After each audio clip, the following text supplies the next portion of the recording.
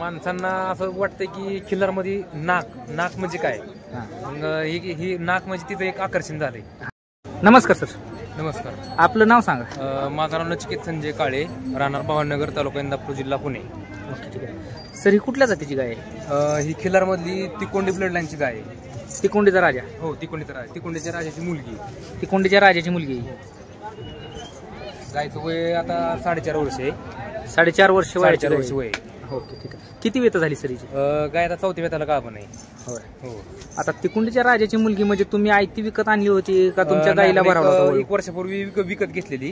हा, इचलकरंजीवरून विकत घेतली. आपले मित्र आहेत ते ओमकार माडिवाळ, त्यांच्याकडनं विकत घेतलेली. किती रुपयाची खरेदी होती? ही 91,000 रुपयाला गाय घेतलेली आपण. 91,000 रुपयाला. कशी घेतली होती त्यावेळेला? गाभण होती का? नाही, खाली होती गाय. खाली होती का? गाभण नव्हती. मग काय पाहून घेतली होती तुम्ही का फक्त ब्लड लाईन? नाही, गाय ब्लड लाईन प्लस गायची बॉडी लँग्वेज. Body language. हो. काय वैशिष्ट्य आहे खिल्लारपेक्षा वेगळं?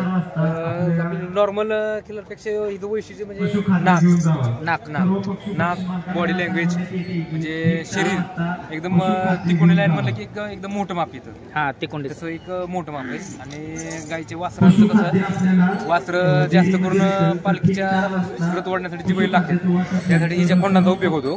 आणि दुसरं शर्यत क्षेत्र आणि वळू क्षेत्र. शर्यत क्षेत्रासाठी आणि वळू क्षेत्रासाठी. बरं, ठीक आहे. तुम्ही आणल्यापासून किती दिवस झाले तुमच्यापाशी? मी आणल्यापासून 1.5 वर्ष झालं गाय आणून. तुम्ही आणली होती त्यावेळेला खाली होती? हो. त्यानंतर तुम्ही भरवली? हो, आपण भरवली. किती दिवसांनी भरवली नंतर? आपण आल्यानंतर 3 महिन्यांनी भरवली गाय. होय. हो. कुठल्या वळूकडनं भरवली? आपण अशोकदादा गायकवाड बोलवडी हा यांच्या वळूकडनं भरवली. होय. हो. नामांकित वळू आहे का तो? हो, नामांकित. तो पण चॅम्पियन वळू आहे.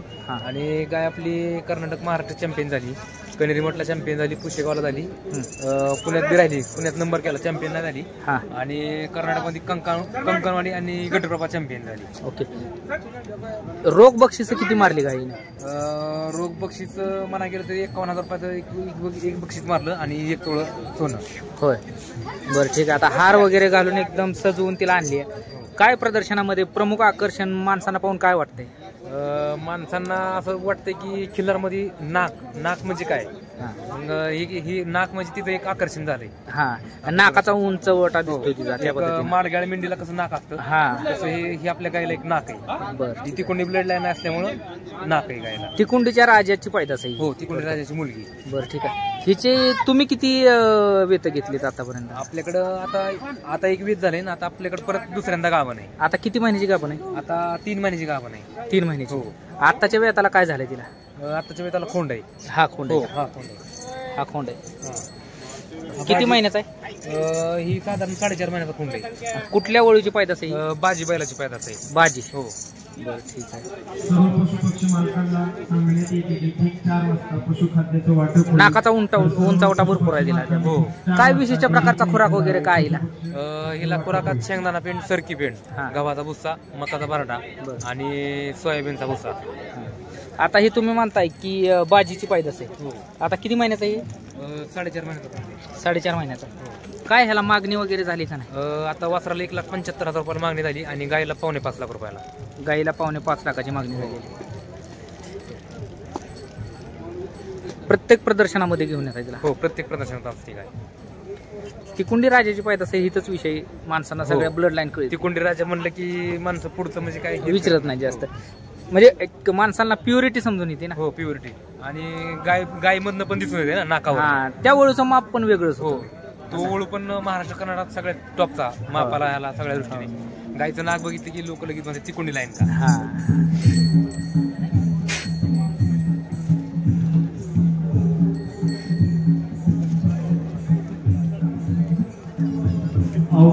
पशुपक्षी प्रदर्शनात आलात का नाही?